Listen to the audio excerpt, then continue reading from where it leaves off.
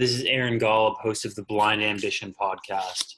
We'll be bringing you world-class leaders, entrepreneurs, and athletes, people who have overcome obstacles and used their ambition to create enormous success in their lives. If you enjoy this podcast, if you get anything out of it, the only thing I'll ever ask is that you subscribe, rate, and review. Hope you enjoy. Hi, everyone. This is Aaron Golub. Today I'm here with Brian Bogert. Brian, thanks so much for coming on. Oh man, it's a pleasure to be with you. I'm excited for our discussion today. Yeah, and it's crazy how we just got connected a few days ago and we're already recording this again, but the timing worked out well. So excited to get into your story and see what you can, how you can help my listeners. Yeah, I'm excited for that too. And I'm always grateful for phenomenal introductions. And to your point, if we meet each other and we already feel like we've got lightning in a bottle, let's just capitalize on that. So man, I enjoyed our talk the other day. We got along and I think have a lot in common from two totally different lenses. And I think it'll be fun today. 100%. So kind of, for everyone listening, you're a high performance coach, you're a speaker, what led you to become that? Was it, actually let's back up a little, what was the incident as a child? I know we talked about on our call, Yep. you kind of getting hit by a car. Why don't you dive into a little bit about that and talk about how that affected you, the impact it had on you, and really how it led you to where you are today? Yeah, absolutely. So I want everybody who's listening to just close their eyes for 1 second and imagine walking out of a store after a successful shopping trip and turning your head and seeing a truck barreling 40 miles an hour right at you with no time to react. That's where this portion of my story begins. My mom, my brother, and I had gone to the local Walmart to get a 1-inch paintbrush. And as we were heading back to the car, I've always had excitement and vigor and energy for life. And I was excited to get home and put that 1-inch paintbrush to use. So I got to the car first, put my hand on the handle and waited for my mom and brother to catch up. And as I was waiting there, a truck pulled up in front of the store. And the driver and the middle passenger got out. And the passenger all the way to the right felt the truck moving backwards. So he did what any one of us would do. He moved over to put his foot on the brake, but he instead hit the gas. Combination of shock and force threw him up onto the steering wheel. And before you know it, he was catapulting 40 miles an hour across the parking lot right at us with no time to react. We were in an end spot. The truck went up and over the end spot. The median, the tree, hit our car. And like I said, I was holding onto the handle, waiting for mom to unlock the doors. So threw me to the ground, ran over me diagonally, tore my spleen, left a tire track scar on my stomach, and continued on to completely sever my left arm from my body. So there we were, laying in a parking lot, 110-degree day in the middle of August in Phoenix, Arizona, and my arm is 10 feet away, and my guardian angel walked out of the store right at that moment. She saw the life and limb scenario in front of her. If it wasn't for her, I would not be alive today because she ran over and immediately stopped the bleeding. And if it wasn't for her, I also wouldn't have an arm today because she instructed some innocent bystanders to be able to run inside, grab a cooler, fill it with ice from the convenience center so that my arm would be on ice within minutes to give me a fighting chance. So I'll expedite the rest of that portion of the story to help answer that second question. But I will tell you, I know a lot of people probably weren't expecting it to go there today. And yes, I realize I have an extremely unique story. But what I've also realized in all my time of doing this is what's important, Aaron, is that we pause and become aware of the lessons we can extract from our stories and then become intentional with how do we apply them into our lives. And we all have the ability to do that. So I learned 2 primary lessons. The first was I learned not to get stuck by what had happened to me, but get moved by what I could do with it. And the second I didn't realize until far later because I experienced many of those post-accident years in a fog, but my parents did not. The unceasing medical treatments, years of physical therapy, countless hours upon hours of rehab and sacrifice that they had to make to ultimately strengthen me is what taught me this other lesson. And it was to embrace pain to avoid suffering. This is the same concept that I used to not only overcome this unique injury, but also how my business partners and I built our last business in risk management and employee benefit consulting from $250,000 to over 15 million in revenue within the span of a decade. And how I've now been able to help hundreds of individuals and organizations just like you become more aware, more intentional, and more of who they already are, their most authentic selves. And brother, man, that's a whole lot of what's led there. And I'm sure, as you can imagine, between age 7 and today, there's a lot of different pieces to my story that have put me in a position where I'm now human behavior and performance coach and speaker full time. Yeah. And we can unpack some of that, I'm sure, throughout this conversation. But ultimately, I think that I'm just here, happy, healthy, and productive, and in a position where I can give back. So I want to. Yeah. So, I mean, first off, it's an incredible story. And before I kind of dive into the journey, I feel like I have to ask, when that happened when you were 7 years old, did you see it right before it hit you? Did you have any time to say like, shit, I'm about to get hit by this truck? Or did it just hit you and then you realized when you were lying on the ground? Yeah. So truthfully, I remember nothing from the day. So I can't honestly answer that question. I remember nothing from the day. Our minds are pretty powerful, and apparently that was too traumatic and too dark for my body, my emotions, my mind to handle it, and it was all blacked out. So, but I have talked to my mom about it, and she remembers very vividly seeing the truck and realizing that there was no time to react. It just happened that fast. Wow, that's incredible. Wow.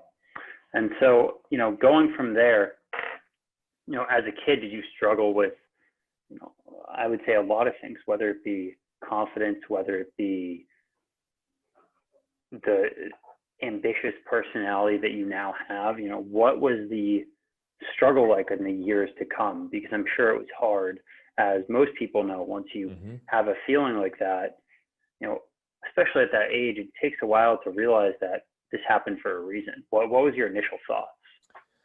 Yeah, so my very initial thought was, I thought it was a dream. Like legitimately, I do remember laying in the hospital bed for a couple of days, feeling like it was a dream, like I was just going to wake up from it.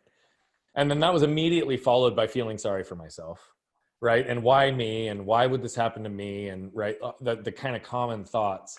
And I was snapped out of that pretty quickly, because we had families coming up to us saying, we're so sorry for what happened to you. What can we do to help? And then come to find out, I'm laying in an ICU bed across the room from their kid who doesn't know if they're going to live another month because of the terminal illness that they have. And so that feeling sorry for myself thing went away pretty quickly. I think the ambitious person was how I was born. And so that part never changed, but I had a whole set of different challenges now that I had to overcome and really get clarity on. And to be perfectly honest, what was it like? It was really hard for a whole variety of reasons. Mentally, emotionally, spiritually, physically, it was really, really hard. I was immediately aware that I was instantaneously different, right? And the startled looks and shocked looks and nobody believing me when they would see my arm in a sling and I would tell them, oh yeah, I was run over by a truck and my arm was torn off. And having my parents have to constantly validate the story because everybody thought I was lying, right? Like the whole thing, it just is interesting, and when you're different at that age, 7, 8, 9, 10, all the way probably even through high school, right?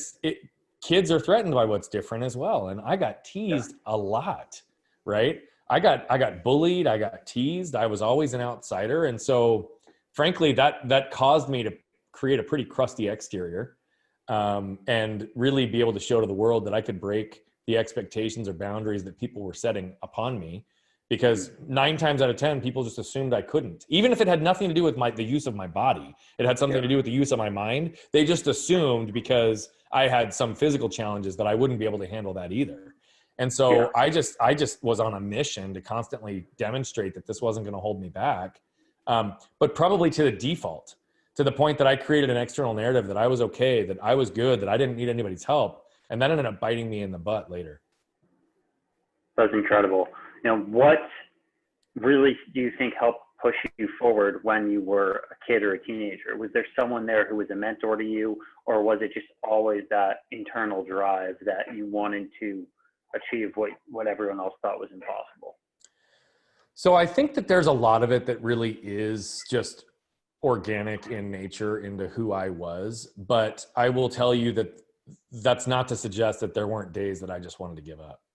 And so I owe a lot to my parents, because the two of them had the fortitude and understanding that if they did not will themselves day in and day out to really push me and understand that it was going to be for my benefit, for my growth, right? If they didn't have that kind of clarity, I don't know where I would be today.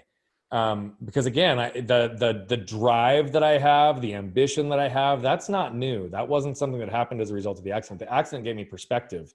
And in fact, I think they had to really foster that natural drive and ambition and make sure that I didn't get derailed by the hurdles that were ahead of me. So, there were times I remember wanting my parents to do something for me because I knew it would be easier for them to do it than for me to figure out the difficult way, right? When I was 7, 8, 9, 10, 11, 12 years old. And I didn't realize this until far later, but they would just grunt it out, talk me through it, help me figure it out. But they would literally watch me struggle, knowing that I had to learn to do it myself. Yeah. And then later on, I learned. It's exactly, it's just so funny how many similarities we have, because dude. Same thing kind of for me with something that's just a small task, even if it was just tying my shoes or learning how to cook, my parents would have rather watched me struggle and learn than do it for me. Yeah, which I learned later, right? They would often do that, and then they'd walk around the corner and break into tears because it was such an emotional thing for them to watch me struggle so much. And they knew it was easier intellectually and emotionally, but they knew that they needed to do it, just like your parents did. And so, when I talk about this concept, embrace pain to avoid suffering, right? The idea of watching their kid grow up without the function of his arm, or not being able to live a happy, healthy, and productive life was a source of great suffering. So they willed themselves day in and day out to do the difficult things, to embrace the pains on my behalf, even when I wasn't capable of doing it, to really make sure that I was in a position to succeed. And your parents did the exact same thing, right? They wanted to enable and empower you to live a happy, full, and productive life, and not use your situation as something to rely on or as an excuse, but simply as a hurdle that you'll overcome and make you stronger. And so for that, I'm forever grateful, because not all parents have the ability to do that. And mine did, and yours did as well. Yeah, no, I completely agree. It's so important. I guess I'm actually pretty curious to this day. Do you have any function in your arm, or what is that? Can you use it kind of a little bit, or is it just no function at all? I have full practical use of it. I use it for everything. I've played sports at a high level. I was a tennis pro for a number of years. And I don't say any of that to impress. I say it to impress on the point. I never wanted my arm to hold me back from anything. So I just never let it. And, there were things that people would tell me I was never going to be capable of doing. I think you and I talked about this when we chatted the first time, but like water skiing, people were like, there's no way you can get up on a water ski. You have no grip strength in your left hand. Well, I just gripped really hard with my right hand and learned how to compensate with the imbalance. Right. Riding bikes, mountain biking. I'm an avid mountain biker, have been for 20 years. I don't have a tricep in the left side of my arm. Right. There's instability in the handlebars, but I've compensated and learned how to do it because it was something that was important to me. What's funny is literally the most difficult task, which I don't do if I'm around my wife or anybody in my family, just because it's far too difficult and it frustrates me, is cutting steak, because I don't have a tricep to hold down the steak. But outside of that, brother, I do pretty much whatever I want. And it's kind of interesting because I think a lot of people don't even notice my arm, despite the fact that it's 4 inches shorter, quite a bit smaller, because I just operate in life as if it's not an issue. I just live life the way it is. If you don't draw attention to it, then no one else has that attention to it as well. That's right. I think it's so crucial. It's the same thing I feel like with me and with a lot of other people. If you see me in the gym and I'm lifting weights, no one's going to know I'm legally blind until you look at my phone and you see me holding it against my face. It just, people don't see that if you don't act like that. That's right. I mean, I've literally had friends for years, like 3 to 5 years, and I'll make some flippant comment at some point. And I'll be like, oh yeah, because of my accident or because of my arm. And they're like, what? What are you talking about? And then I literally have to tell them, I'll pull up my sleeve and they're like, how have we been friends for 5 years? We've done all these social things and I've never noticed that your arm is smaller, significantly. It's not a little bit smaller. It's noticeable. And it kind of blows my mind. But I think you're exactly right. It's just a part of me. And like I said before, I learned not to get stuck by what I could do with it, but get moved by what I could do with it. Yeah. So going into the entrepreneurial side of everything that you're doing, what caused you to start this new business, to become a performance coach, to become a speaker? What drove you to do that? And then how have you seen success throughout the time that you've been a performance coach and a speaker? What have you done that's worked well? Yep. So It's a story because actually what got me into this world was me hiring my first coach. I hired my first coach just over 6 years ago after we had our son, and 6 months went by, and everything in my life was for the benefit of my family, but I wasn't there. I was burning the candle at both ends, building this other business. And so it was the first time in my life that I felt like I didn't have the people in my life or the tools or skill sets or intellect myself to figure it out. And so I went to seek help. Interviewed a bunch, didn't land with any of them until the 15th one I interviewed. And literally the first time I had a coaching session, he's like, Bogert, you got to be doing this. And I was like, what are you talking about? And he said, you need to be coaching and speaking professionally. And I was like, yeah, whatever, man. I'm paying you a lot of money not to tell me how great I am, but to help me figure out these other things. Like, let's stay focused, not add something else to my plate. And he's like, oh, okay, whatever. And he just kept trickling it, right? Every single month for about 9 months. Because I have such a unique story and I've always never been shy and I have a loud voice, right? Like I've been on stage since I was 7. And again, I didn't really think a whole lot about it because I was always on stage for the idea of perspective, motivation, direction. It was purely motivation. It wasn't like tactical skills like some of the talks I do today. It was for fundraising. It was for all of those things. And so I never thought about like, how do I monetize this? How do I have impact and kind of challenge? And then he also said, you constantly coach naturally. So I went through a 9-month window of him like trickling this. And then a really weird thing happened in my life where the universe was speaking and screaming at me so loud, I had to turn in. So I had to ask myself one question: is this complementary or conflicting to what else I'm doing in my life? And I decided it was complementary. So I jumped in a month later, the LLC was formed, the website was up, everything was there.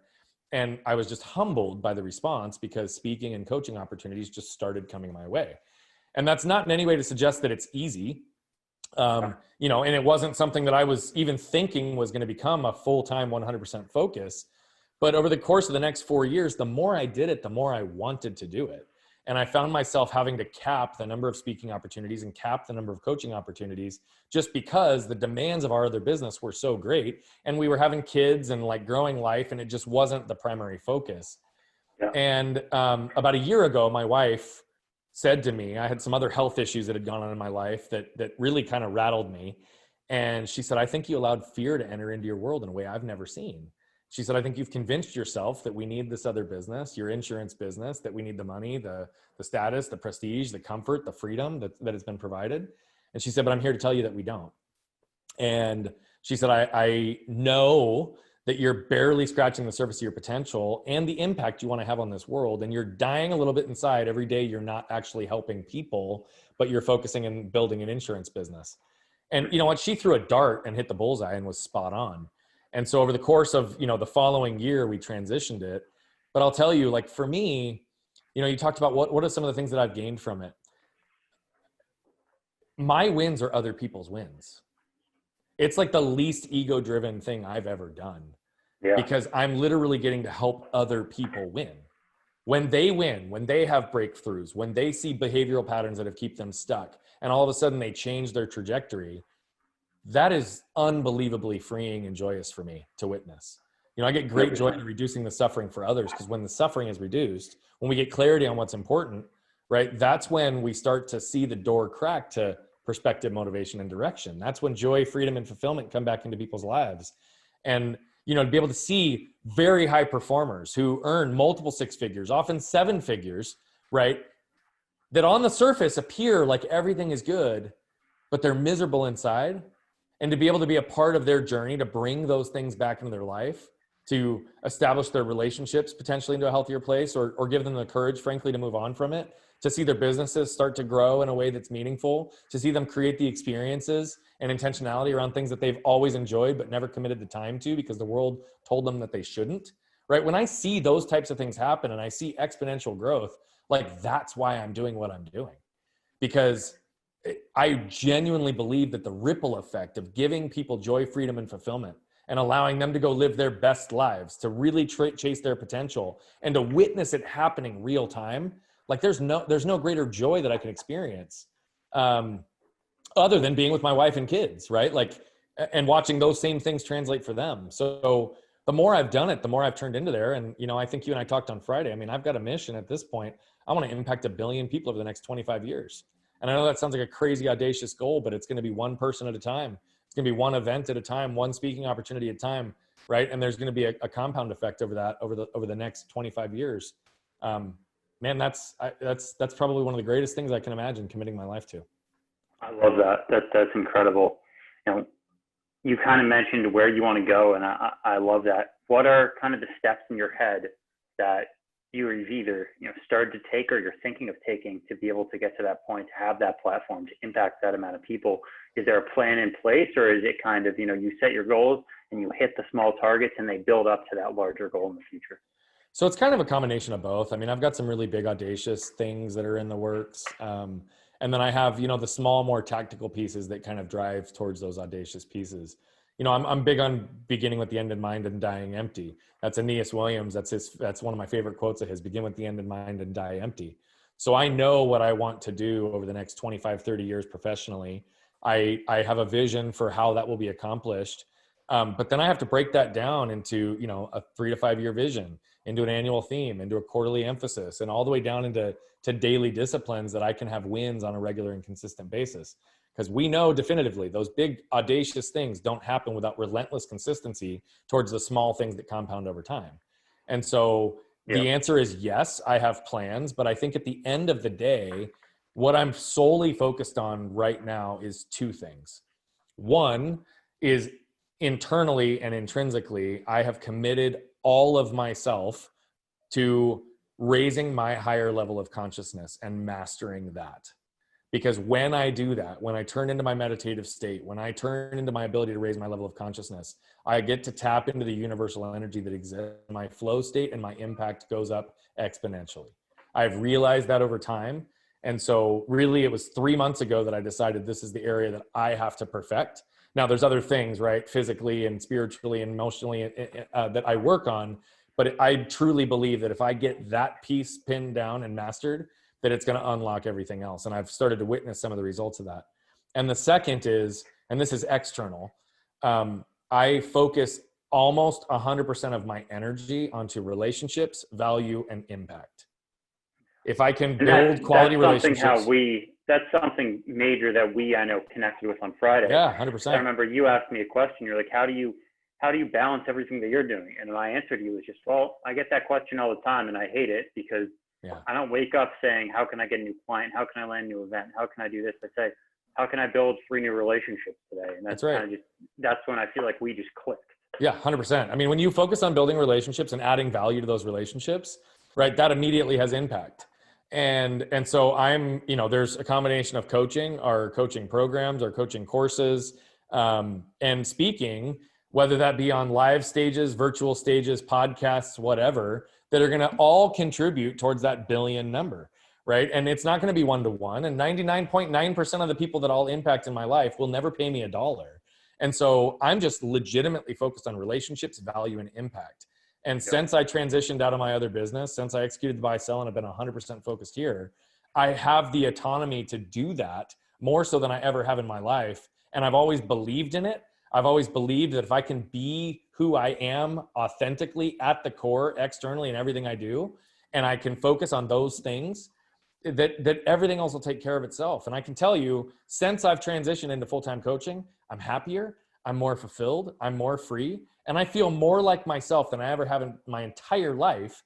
And what's cool is the momentum driving towards that impact is me being 100% me, focusing on how I can help other people.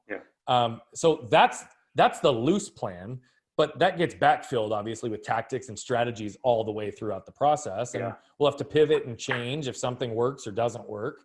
But my measuring point, even though I'll never be able to measure the number completely, is that billion lives. When I focus on a billion lives, that's big enough that it's going to require all of me for the rest of my life to make that happen. What do you think stands you apart as a coach? Because in my opinion, I feel like there's so many coaches out there, so many people that are selling this product of, oh, I can help you transform your life. I can help you do this. I can help you do that. And I think people have to be very careful because there's some great ones out there like you. And there's also some people out there who I feel like aren't necessarily qualified or don't have the experience or the background to be coaching. Yeah. So, you know, this is something, like I told you, I interviewed 15 and the first 14 didn't have relevance or credibility. right? And they took a coaching program. They were an inch deep and a mile wide. And by the way, anybody who wants to commit themselves and their lives to helping people, like I'd never want to be critical of that. But at the same time, to your point, I do believe that there's an element of, you do need some relevance and credibility. So just make sure that your target market is around areas that you've got relevance and credibility. One of the things that I think separates me, I'm going to give you two things, because I don't know if this actually separates me or if this is just my impression of other people in the space.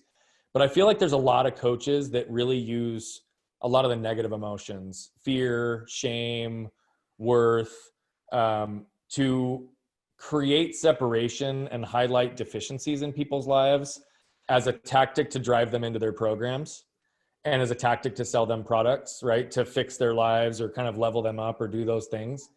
And I really fundamentally struggle with that, because although those are all very, very powerful emotions, they're also powerful for motivating action to do things like that. And I think one of the things that I do and where I differentiate myself is I make it very clear from the get-go, like I don't ever really want to sell or convince anybody to come into coaching, because it has to be something that is motivated by themselves internally. I do also understand that we are a product of our emotional triggers and our behavioral patterns. And so when I say I'm a human behavior coach and performance coach, I separate that automatically, because what we're focusing on is really trying to understand who this person is at the core level. What are the patterns and things that have existed in their life that have kept them in that self-defeating pattern, where they are, helping them really understand and work through those negative emotions so they can flip it on its head and start to use them to their advantage and nobody else's. I think that that's a very powerful differentiator. And the last is, as a result of that, I also don't want to build a coaching platform, process, system, anything where people become dependent on me. I want to build a platform where I'm literally helping empower and elevate people to do these things on themselves. I don't want a system where I have the same clients for 5, 10, 15 years, right? Now, I realize that may happen. I have had one client for 4 years. Now it's constantly evolved. But on average, most clients work for me for 9 to 12 months, and they may do a re-up at some point to refresh. But the reality of it is I want to give people the tools to do it. And the only way I'm going to get to 1 billion as well is if I'm not working with the same people forever. So I think that, again, I'm not trying to get people dependent on me or our products or our coaching philosophies or our team. I want them to be able to be dependent on themselves, because that's where we start to see transformational change in this world. 100%. And, what would you maybe give advice to someone who's younger and is going, I mean, we can even use me as an example, someone who, I'm a speaker, but you've been speaking, probably a decent amount longer than me. I'm starting a coaching program more focused on athletes, as we discussed, but it's going to be brand new. What advice would you give to someone younger, just starting out maybe in those areas, or, use me as an example? What advice would you give me? Be a constant learner and surround yourself with people that are better than you and that will push you. And that can be in a formal sense, like a coach, or that can be just with your friend group, or that can be really finding mentors to learn from over time. I really genuinely believe that what has put me in the position to do the things I'm doing is my life experience. But my life experience is a culmination of tapping into the collective wisdom of so many other people, right? My story is unique. And yes, there's 5 or 6 other really critical moments in my story that we're not going to have time to talk about. But the reality of it is that's not the only perspective that I've been able to glean. And a lot of the biggest growth moments in my life have come from other people's lessons and really being able to apply those into my own life. So, I think for yourself, right, when you say turn the lens on yourself, man, become a student of the industry. Figure out, and that's not to say replicate the business model of other coaches and speakers, but become a student of communicating, right? How do you communicate in a way that people will identify with the words and it will hit them at their core, not just intellectually? How do you create separation in the way that you, Aaron, use your story, not just as an inspiration and motivation, but through the lessons that you've learned that they can apply in their own lives, right? When you get into coaching again, right? When you've got trials, tribulations, having to overcome adversity like yours or mine, you get a lot of perspective, but that's not the only perspective. So how do you raise your level of emotional intelligence and understanding on human connection? Because at the end of the day, what I know more than anything is people.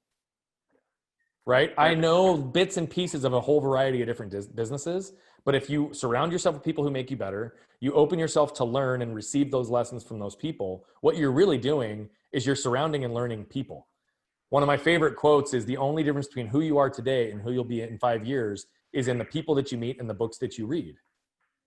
So how do you raise your level of knowledge? How do you raise your level of experience? And how do you shorten that curve by putting yourself around the right people who are further along than you, who can help you, pull you along, challenge you, and also help you not make the same mistakes they did? Definitely. I love that. Saying it's incredible advice for not only myself, but anyone else who is around, who is listening. And that's something that I do on a daily basis. I really try and surround myself with people who are, whether it be smarter, whether it be further along, whether it be whatever it is than I am. And I think that's something that I've found truly sets me apart than a lot of other people. Because if you're hanging around the same person who, isn't ambitious, isn't trying to achieve new things, then it's going to hold you back. So I think that's truly a powerful message. Where can everyone find you? Anything you want to share about your journey, what you have coming up, your story? Yeah. So everybody can find me on any social media handle. I'm pretty much at Bogert Brian on almost all platforms. You can also go to my website, brianbogert.com. And then I do have a free resource for everybody. It's just a combination of a lot of the coaching philosophies that we've been applying over the last 5 years that have really helped a lot of people have major breakthroughs in business, life, and really anything that they deem as important. And it's at nolimitsprelude.com. It's a free download for everybody. And then, really the last thing I would just say is I really want to determine if and how I can help anybody who's listening. And like I told you, 99.9% of that billion are never going to pay me $1. And so if there's anybody listening and you've got questions, you can get an inquiry or email addresses from the website and send those on over. But there's a lot of free content on there for the sole purpose of helping people get to the next level. You'll also learn there's coaching programs, both self-led and group, and then one-to-one coaching and then speaking opportunities. But at the end of the day, I really genuinely just want people to leave this conversation with the idea that they can, with awareness and intentionality, live a life that's aligned and live a life that has no limits, right? You've demonstrated what's capable in this world despite what anybody believed of you. I've demonstrated what can be possible in this world despite what anybody believed of me. We all have that ability in us. And so I just really challenge people to find ways to get free resources, free content, to learn and grow. And when you're in a position to invest in yourself, there's plenty of coaches, whether it's me or somebody else, that can help you on that journey. But invest in yourself, and I promise you, you will be pleased with the outcome. 100%. Well, thanks so much for coming on. I know I really did appreciate it, and I'm glad you were able to be here. Aaron, man, it's been my pleasure. And thank you for all the good work you're doing. Thank you for putting your positive message out into the world. And thank you for creating this platform, because you are changing people's lives one day at a time. And it's just a pleasure to be around you, brother. Thank you. Thank you so much for listening to this podcast. If you enjoyed it at all, if you got one thing out of it, we'd really appreciate it if you would subscribe, rate, and review. Thank you.